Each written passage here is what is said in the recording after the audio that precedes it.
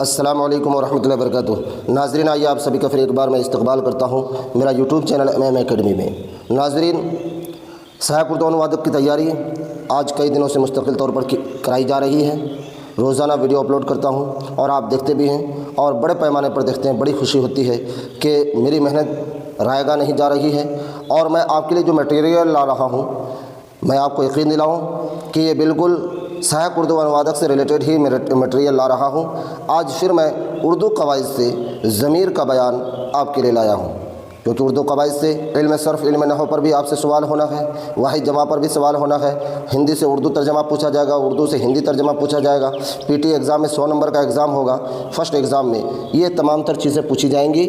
تو اس لیے آپ میرے یوٹیوب چینل سے بنے رہیں۔ انشاءاللہ العزیز میں آپ کو یقین دلاتا ہوں کہ کوئی ایسا سوال چھوٹے گا ہی نہیں جو ایگزام میں آئے۔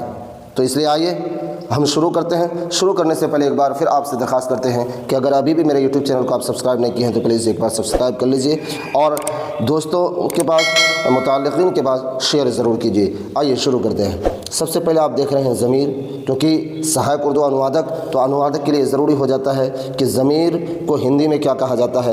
تو ضمیر کو ہندی میں کہا جاتا ہے سربنام۔ ضمیر کو ہندی میں کیا کہا جاتا ہے؟ سربنام۔ اسی کو اگر انگلش میں پوچھا جائے تو آپ کو پروناؤن کہنا ہے۔ ہندی میں، انگلش میں کیا ہے بھائی؟ پروناؤن۔ جیسے اسم کی انگریزی ناؤن ہے، اس لیے ضمیر کی انگریزی کیا ہے؟ پروناؤن ہے، اسی کو ہندی میں سربنام کہتے ہیں۔ چلیے اس کی تعریف اور اس کی تفصیلات پر دیکھتے ہیں۔ ایک ہی اسم کے بار بار استعمال سے بچنے کے لیے، دیکھیے ضمیر کا استعمال کب ہوتا ہے، کیوں ہوتا ہے؟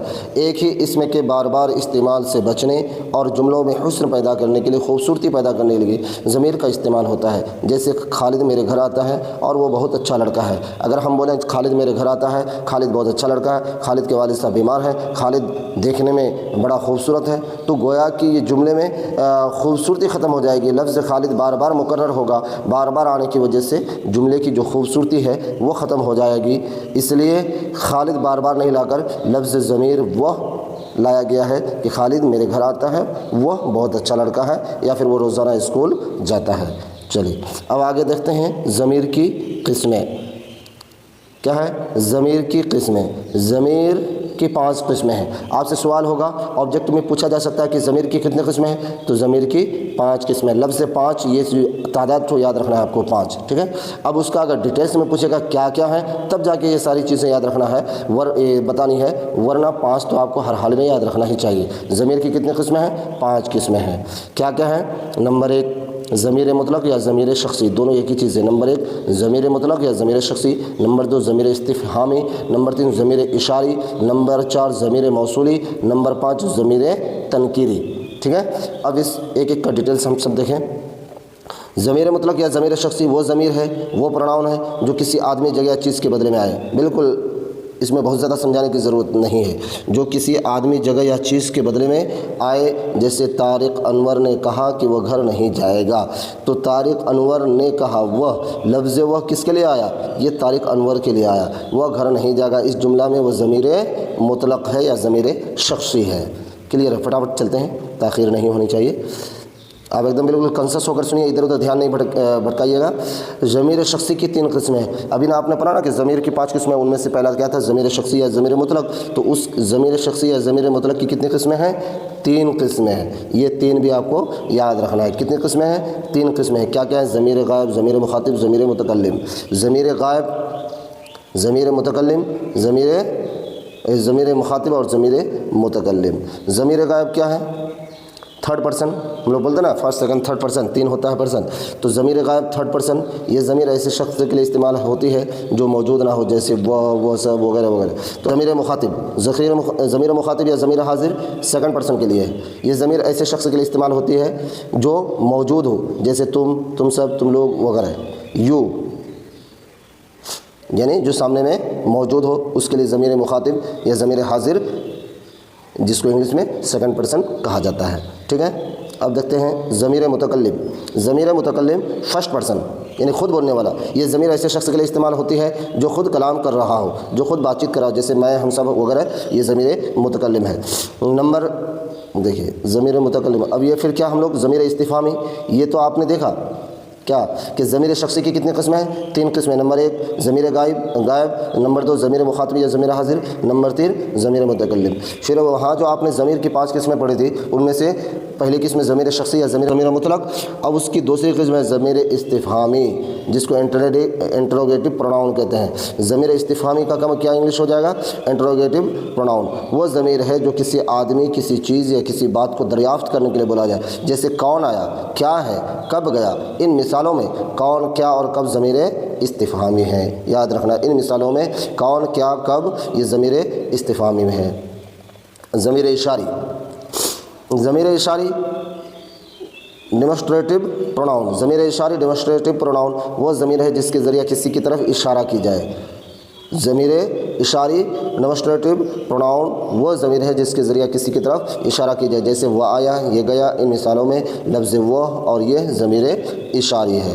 ضمیر موصولی ریلیٹو پروناؤن. ضمیر موصولی ریلیٹو پروناؤن وہ ضمیر ہے جس کی حالت کا علم اور تعین بعد کے جملہ سے ہو.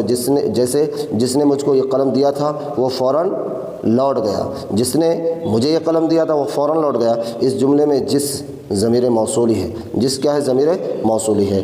اب ضمیر تنکیری وہ ضمیر ہے جو غیر معین شخص، جو غیر معین یعنی متعین نہیں تھا، چیز یا جگہ کے لیے استعمال ہو. جیسے کچھ، کوئی، بعض وغیرہ. یہ ضمیر تنکیری ہے. اور جس ضمیر موصولی ہے اور وہ یہ ضمیر اشاری ہے. یہ مثال سے بھی آپ کو یاد رکھنا ہے. آبجیکٹو میں دے دے گا کہ جس، لفظ جس دے دے گا اور آپشن میں دے گا ضمیر موصولی، ضمیر اشاری، ضمیر تنکیری. تو آپ کو فٹافٹ جو ہے اس میں لکھنا ہے کہ یہ ضمیر موصولی ہے. اگر وہیں دے دے گا کچھ، کوئی، تو آپ کو دیکھنا ہے کہ وہ ضمیر تنکیری ہے. اگر یہ وہ دے دے گا تو آپ کو ضمیر اشاری کی طرف اشارہ یہ لگانا ہے.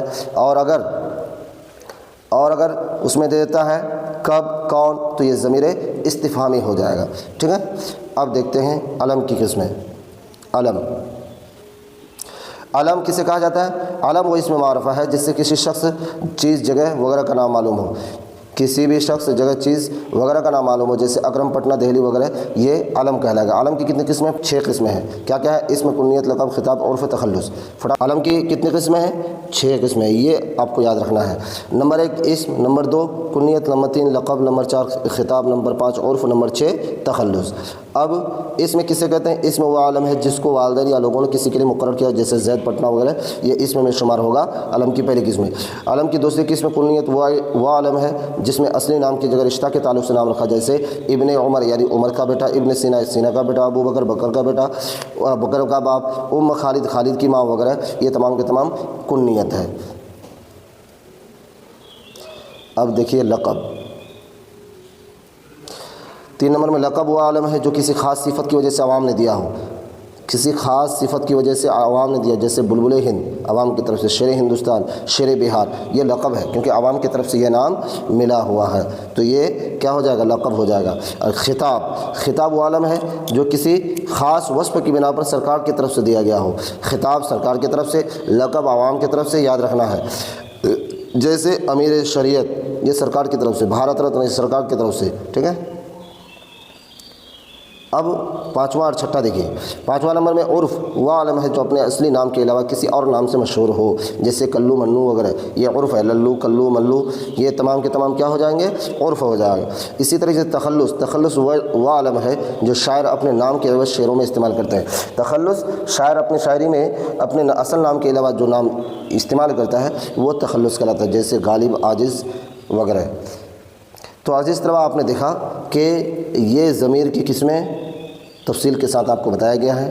مجھے امید ہے کہ یہ ویڈیو آپ کے لیے نہایت ہی عمدہ ثابت ہوا ہوگا، آپ کو پسند آیا ہوگا. اگر آپ ابھی بھی میرے یوٹیوب چینل کو سبسکرائب نہیں کیے ہیں تو پلیز ایک بار آپ سے پھر ریکویسٹ کرتے ہیں کہ ضرور سبسکرائب کیجیے، لائک کیجیے اور شیئر ضرور کیجیے. خدا حافظ. ملتے ہیں پھر اگلے ویڈیو میں.